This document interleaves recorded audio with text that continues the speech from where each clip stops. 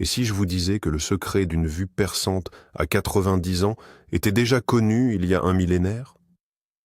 Et plus incroyable encore, qu'il a été appliqué avec succès sur un patient de 97 ans, de nos jours?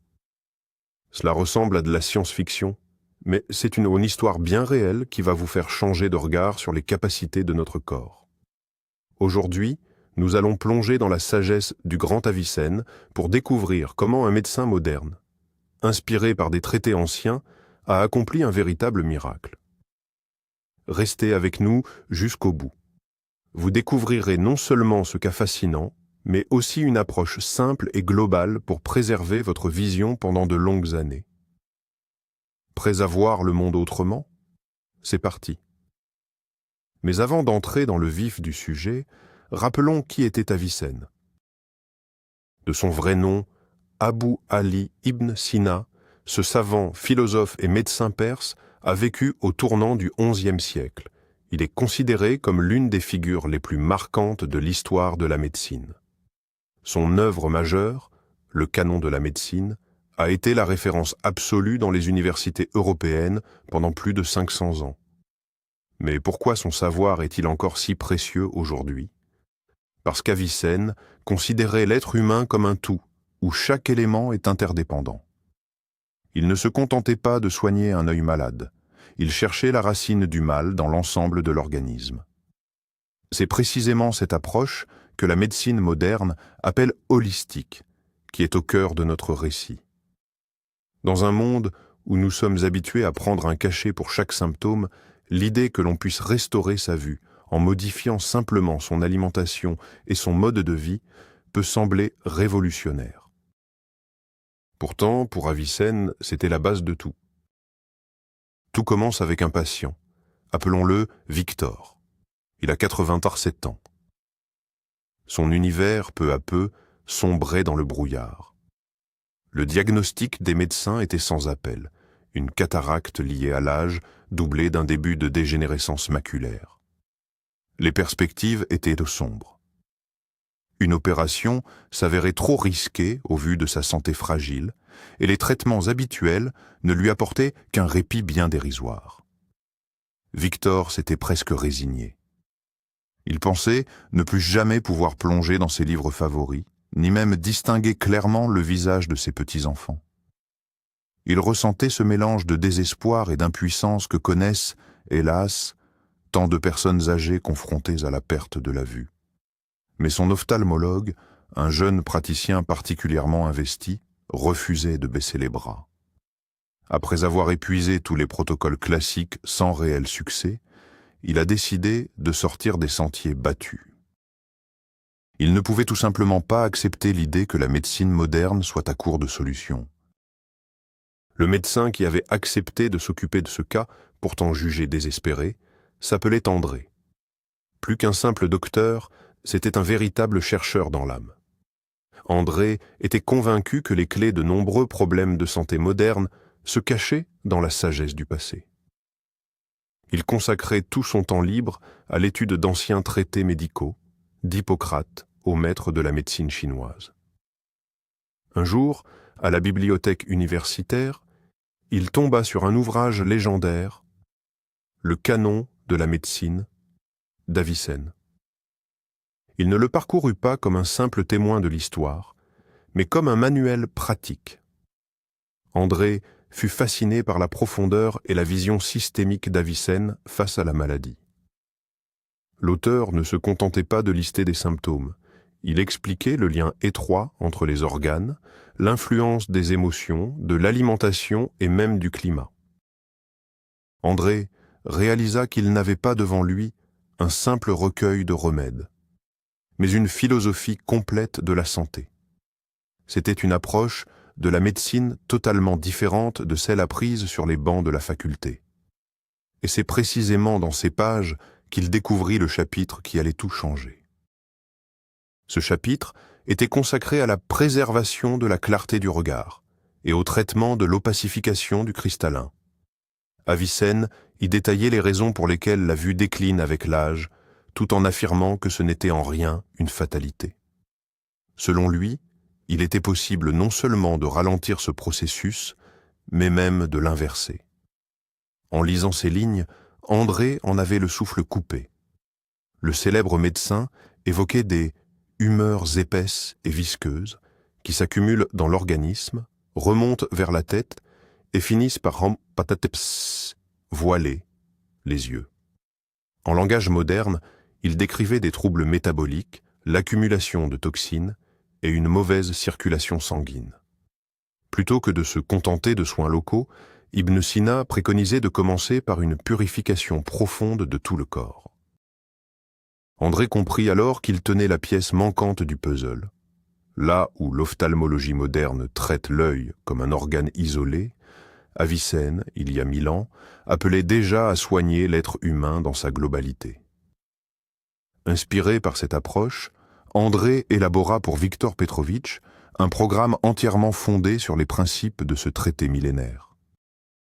Le fondement même de la méthode d'Avicenne repose sur un principe essentiel, la purification. Pour ce grand savant, toute maladie, y compris celle des yeux, provient d'un encrassement interne de l'organisme. Selon sa théorie, une mauvaise hygiène de vie et une alimentation inadaptée provoquent l'accumulation de mauvaises humeurs qui épaississent le sang et la lymphe, empêchant ainsi les nutriments d'atteindre les organes.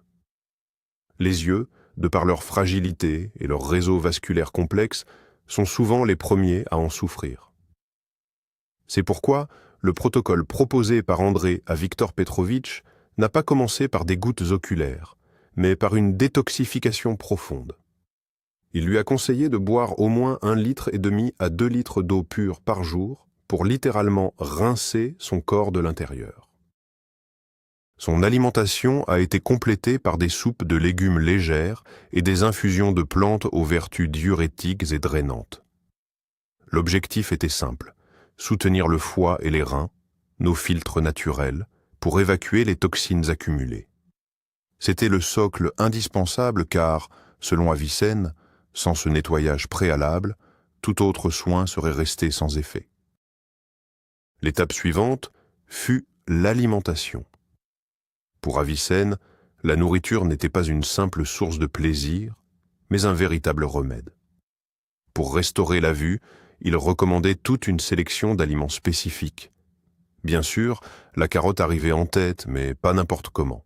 Il conseillait de la consommer cuite avec un peu d'huile, car il avait compris que certains nutriments essentiels ne sont assimilés qu'en présence de graisse. Une intuition fascinante, anticipant de plusieurs siècles la découverte des vitamines liposolubles. Mais il ne s'arrêtait pas là. Le fenouil et le safran occupaient une place centrale dans ses traités.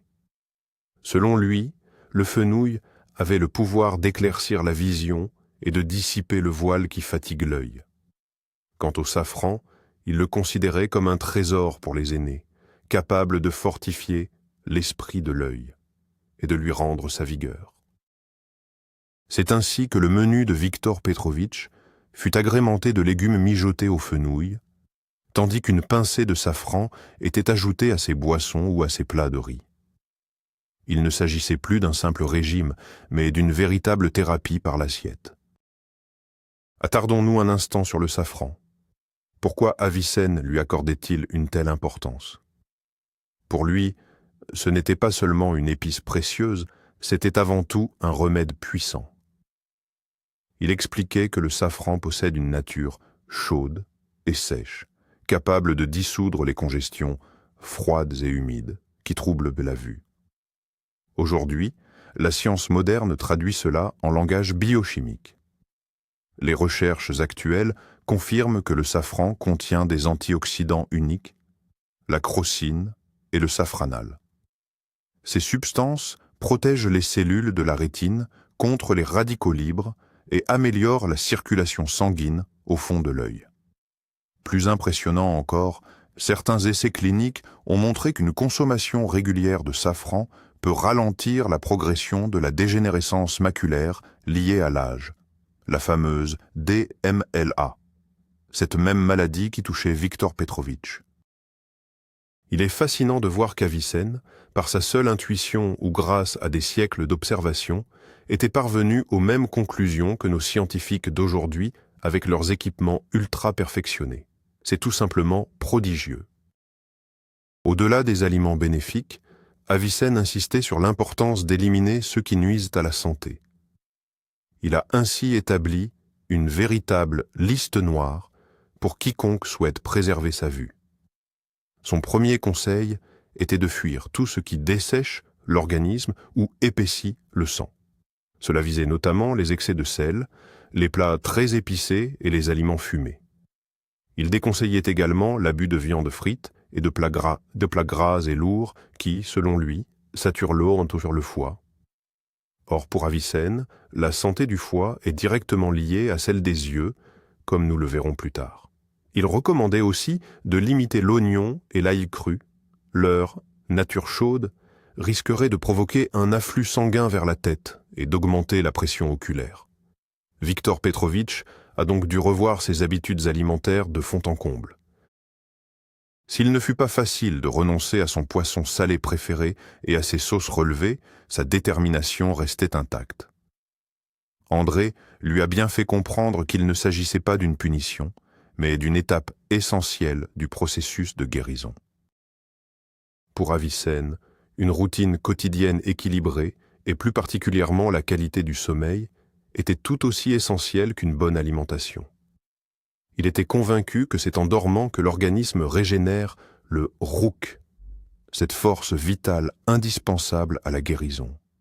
Nos yeux, sollicités tout au long de la journée, ont besoin d'un repos profond dans l'obscurité la plus totale.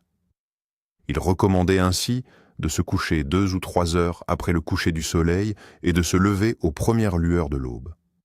Selon lui, dormir aux bonnes heures est bien plus bénéfique que de faire de longues grasses matinées. Pour Viktor Petrovitch, habitué à regarder la télévision tard le soir, ce changement fut un véritable défi. Andreï lui a suggéré d'éteindre tous les écrans 1 heure avant de se coucher, d'aérer sa chambre et de savourer une infusion apaisante, à la camomille par exemple.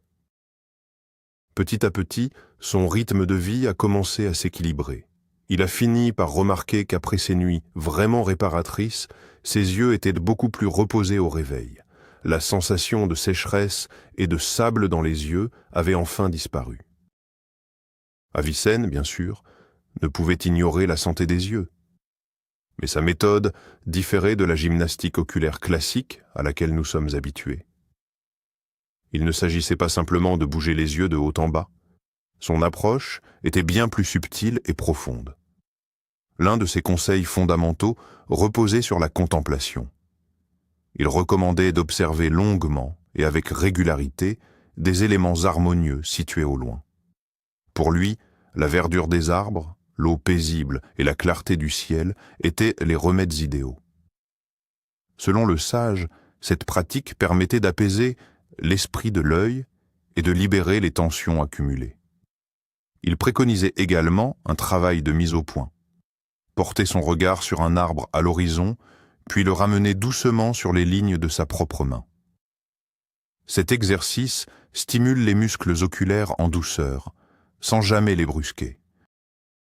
Fidèle à ses préceptes ancestraux, Viktor Petrovitch commença à s'installer chaque jour à sa fenêtre pour contempler le parc pendant une 20aine de minutes, laissant son regard voyager au gré des conseils du vieux sage. L'un des aspects les plus fascinants des enseignements d'Avicenne est sans doute le lien étroit qu'il établit entre nos émotions et notre santé physique.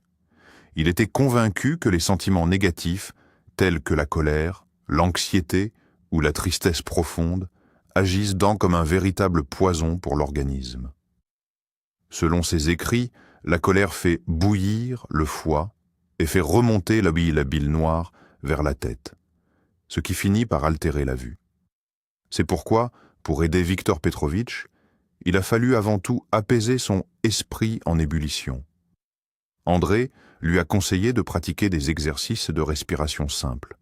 Une inspiration profonde par le nez, suivie d'une longue expiration lente par la bouche. Pratiquer cela seulement 5 minutes, plusieurs fois par jour, suffisait à faire baisser son niveau de stress. On lui a également recommandé d'écouter de la musique douce et de s'éloigner, autant que possible, des nouvelles anxiogènes. Au début, Viktor Petrovitch était sceptique. Il ne comprenait pas comment son état nerveux pouvait influencer ses yeux. Pourtant, avec le temps, il a fini par remarquer que les jours où il se sentait calme et serein, sa vision était plus nette et la fatigue oculaire beaucoup moins pesante. En plus de la purification interne et d'une alimentation équilibrée, Avicenne accordait une grande importance aux soins externes à base de plantes médicinales. Pour la santé des yeux, son remède de prédilection était le fenouil. Mais Ibn Sina ne se contentait pas de le recommander dans l'assiette. Il préconisait également de l'utiliser en lotion oculaire. La préparation est simple. Il suffit de faire infuser une cuillère à café de graines de fenouil dans une tasse d'eau bouillante. Après avoir laissé reposer et refroidir le mélange, il faut le filtrer soigneusement à l'aide d'une gaze stérile. Cette infusion permet de rincer délicatement les yeux matin et soir. La science moderne confirme aujourd'hui ce que le grand médecin savait déjà. Le fenouil possède de douces propriétés antiseptiques et anti-inflammatoires.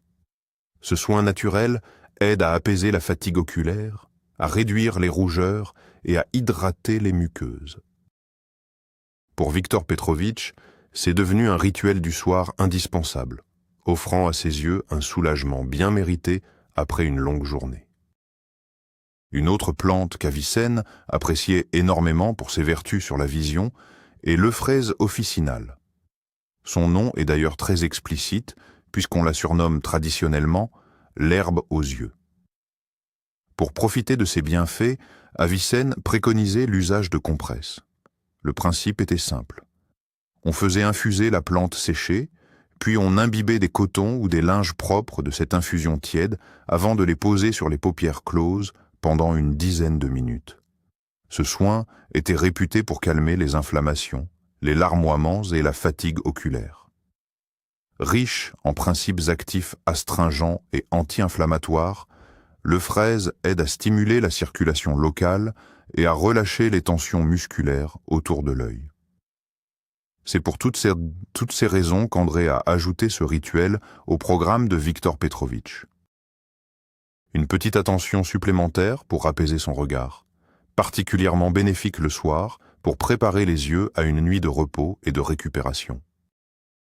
Tout comme les grands médecins de l'Orient ancien, Avicenne accordait une importance capitale au massage. Selon lui, stimuler certains points précis du corps permettait de fluidifier la circulation du sang et de l'énergie vitale. Pour préserver la vue, il recommandait un massage quotidien et très délicat du contour des yeux. Les gestes devaient être effectués avec une extrême douceur du bout des doigts. Il conseillait de lisser délicatement la zone au-dessus des sourcils, en partant de l'arête du nez vers les tempes, puis de masser avec la même légèreté le dessous de l'œil en suivant l'os de l'orbite. Quelques pressions légères aux coins internes des yeux et sur les tempes complétaient ce rituel. L'objectif n'était pas de travailler les muscles, mais de stimuler la microcirculation dans les petits capillaires qui nourrissent l'œil. C'est une approche très proche de l'acupression moderne. Viktor Petrovitch pratiquait cet automassage chaque matin. Cela l'aidait à se réveiller complètement, à dissiper les gonflements des paupières et à préparer son regard pour une nouvelle journée. Nous abordons à présent l'un des piliers de l'enseignement d'Avicenne sur la vue, et sans doute le plus surprenant. Pour lui, cela ne faisait aucun doute. Le secret de la santé des yeux réside dans le foie. Il voyait en cet organe la mère du sang, le grand purificateur chargé de nourrir l'organisme tout entier. Selon lui, si le foie est saturé de toxines, un sang impur circule jusqu'aux yeux, favorisant ainsi l'apparition de maladies. D'ailleurs, la médecine chinoise utilise encore aujourd'hui un adage similaire. Le foie s'ouvre dans les yeux. C'est pourquoi le protocole de Viktor Petrovitch a accordé une place centrale au soutien du foie. Son alimentation a été enrichie de produits qu'Avicenne jugeait essentiels. De l'artichaut, de la betterave, des herbes fraîches, ainsi qu'une décoction de chardon-marie. Si l'idée de soigner ses yeux en traitant son foie a d'abord laissé Victor Petrovitch perplexe, la logique ancestrale exposée par Andreï s'est révélée, au final, d'une cohérence absolue. Au-delà des mécanismes internes complexes, Avicenne n'oubliait jamais l'impact des facteurs extérieurs les plus simples. Il insistait sur la nécessité de préserver nos yeux de ce qu'il appelait les « ennemis du dehors », la lumière trop vive, le vent violent et la poussière. Pour s'en protéger, il conseillait de porter des chapeaux à large bord les jours de grand soleil et de se couvrir le visage autant que possible par grand vent. Cela semble évident, et pourtant, nous négligeons souvent ces précautions élémentaires. Pourtant, il est aujourd'hui prouvé qu'une exposition excessive aux UV favorise l'apparition de la cataracte, tandis que le vent et la poussière assèchent la muqueuse oculaire, provoquant irritation et inflammation. En réalité, il y a 1000 ans, Avicenne soulignait déjà l'importance de ce que nous appelons aujourd'hui les lunettes de soleil et les mesures de prévention. C'est pourquoi André a vivement recommandé à Victor Petrovitch de porter des lunettes de soleil de qualité dès qu'il sort, même par temps gris, car les rayons UV traversent les nuages. Ce geste tout simple est devenu un rempart supplémentaire pour protéger sa vue. Un mois s'est écoulé depuis le début du programme. Victor Petrovitch a suivi scrupuleusement chaque recommandation. Boire suffisamment d'eau, ajuster son alimentation, faire ses exercices et ses compresses, sans oublier de se coucher à des heures régulières. Les premières semaines ont été rudes, le temps que tout son organisme se réadapte. Mais peu à peu, il a commencé à percevoir des changements encore subtils. Ce voile matinal qui lui brouillait la vue pendant une bonne demi-heure se dissipait désormais beaucoup plus vite. La sensation de sécheresse et de sable dans les yeux s'était aussi atténuée. Un jour, assis près de la fenêtre, il réalisa soudain qu'il distinguait nettement les feuilles sur l'arbre, alors qu'auparavant, elles ne lui semblaient qu'une masse verte confuse. C'était une petite victoire, mais elle lui a redonné un immense espoir. Enthousiaste, il a appelé André pour lui faire part de ses observations. Le médecin était ravi, tout en lui conseillant de ne pas brûler les étapes et de poursuivre ses efforts. Il lui a expliqué que la guérison est un processus lent. L'important aujourd'hui est de consolider ses premiers résultats et de continuer à avancer, pas à pas. Le véritable déclic s'est produit au bout de 3 mois. Ce jour-là, le facteur apporte le journal comme d'habitude. Auparavant, Victor parvenait à peine à déchiffrer les plus gros titres, et encore, au prix d'un immense effort. Par réflexe, il s'installe dans son fauteuil près de la fenêtre, et soudain, il s'immobilise. Il vient de lire le titre principal, à la une, de façon parfaitement nette, sans aucune fatigue visuelle. Ses mains se mettent à trembler. Il saisit ses lunettes posées juste à côté, mais ne les met pas. Il continue sa lecture, le sous-titre, puis le premier paragraphe. Les lettres ne se brouillent plus, tout est d'une précision absolue. C'est à ce moment-là que sa femme entre dans la pièce. En voyant les larmes couler sur son visage, elle s'inquiète, mais il lui tend simplement le journal et murmure « Je lis tout seul ». C'était un moment d'une émotion rare, l'aboutissement de tous ses efforts. Une sagesse ancestrale, alliée à l'expertise et à la bienveillance d'un médecin moderne, venait d'accomplir l'impossible. Sa vue, qui s'éteignait depuis des années, était en train de revenir. C'était une victoire, non seulement sur la maladie, mais surtout sur le désespoir. Alors, miracle ou science ? Penchons-nous sur la question. Que disent les recherches modernes sur les méthodes d'Avicenne ? Nous avons déjà évoqué le safran et ses bienfaits prouvés pour la rétine, mais ce n'est pas tout. la science confirme aujourd'hui bien d'autres de ces préceptes. Une alimentation riche en antioxydants issus des légumes protège activement nos yeux contre le vieillissement.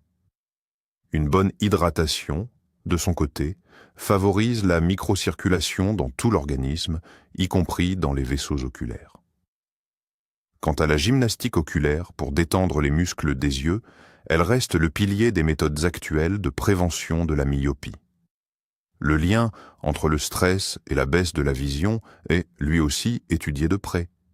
Un taux élevé de cortisol peut en effet impacter négativement le nerf optique. Et qu'en est-il du foie?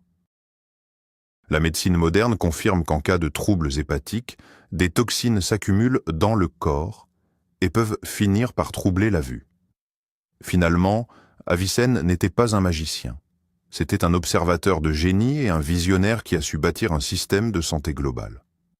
Une approche où chaque élément est scientifiquement fondé pour servir un seul et même objectif, notre équilibre. Et c'est là que réside le véritable secret. Ce n'est pas un produit miracle, une plante magique ou un exercice isolé qui a fait la différence. La clé de la réussite tient dans une approche globale et synergique. C'est précisément là que réside tout le génie d'Avicenne. Il avait compris qu'on ne peut pas soigner les yeux si l'on néglige le foie. De même, il est impossible d'améliorer la circulation sanguine sans équilibrer son alimentation et se libérer du stress. Chaque pilier de la méthode vient renforcer l'autre. L'eau pure permet aux plantes de mieux agir. Une alimentation saine donne au corps les ressources nécessaires pour se régénérer. Un esprit apaisé permet à l'organisme de canaliser toute son énergie vers la guérison, au lieu de s'épuiser à lutter contre le stress. Enfin, les exercices et les massages assurent le transport des nutriments essentiels jusqu'aux yeux. C'est comme un orchestre. La beauté de la musique ne naît pas d'un seul instrument, mais de leur harmonie parfaite. La médecine moderne cherche souvent une solution miracle, une pilule unique pour chaque mal. Mais la sagesse d'Avicenne nous enseigne que la santé est un équilibre global, qui se construit avec patience et méthode. Alors, comment intégrer cette sagesse ancestrale dans notre quotidien? Il faut d'abord comprendre qu'une telle approche demande de la rigueur et de la patience. Et bien sûr, avant d'adopter ces méthodes, surtout si vous souffrez d'une pathologie particulière, il est essentiel de demander l'avis de votre médecin. Cela dit, nous pouvons déjà nous inspirer de certains principes fondamentaux d'Avicenne. Commencez par des gestes simples. Veillez à boire suffisamment d'eau pure tout au long de la journée. Misez sur le verre dans votre assiette et privilégiez les légumes comme la carotte et la betterave. Côté épices, tournez-vous vers le fenouil et le curcuma, sans oublier le safran de qualité si vous en avez l'occasion. Consacrez aussi 5 à 10 minutes par jour à une gymnastique oculaire toute simple. Regardez au loin, travaillez votre mise au point et effectuez quelques mouvements circulaires. Enfin, et c'est sans doute le plus important, apprenez à apprivoiser votre stress. Trouvez votre propre rituel de détente, qu'il s'agisse d'exercices de respiration, d'une marche en pleine nature ou simplement d'un moment en musique. Ces petits pas, une fois transformés en habitude, deviendront le socle d'une vision saine pour de très longues années. L'histoire de Viktor Petrovitch, 97 ans, n'est que ni un conte de fées, ni un miracle mystique. C'est la preuve concrète que la sagesse millénaire d'Avicenne reste d'une efficacité redoutable aujourd'hui. Son secret ne tient pas dans une pilule magique, mais dans une approche globale et harmonieuse de la santé. Purification de l'organisme, alimentation thérapeutique riche en safran et en fenouil, gymnastique oculaire, soins du foie, paix intérieure et respect des rythmes naturels. Voilà les piliers de sa réussite. C'est un rappel essentiel. Notre corps forme un tout indissociable et nous devons en prendre soin de manière complète. Merci d'avoir suivi cette vidéo jusqu'au bout. Si ces conseils vous ont été utiles, n'hésitez pas à laisser un j'aime et à vous abonner à notre chaîne pour ne rien manquer de nos prochaines découvertes sur la santé. Et vous, Croyez-vous au pouvoir de la médecine ancestrale? Avez-vous des remèdes de famille pour rester en forme? Partagez vos expériences en commentaire. Nous avons hâte de vous lire. D'Otone.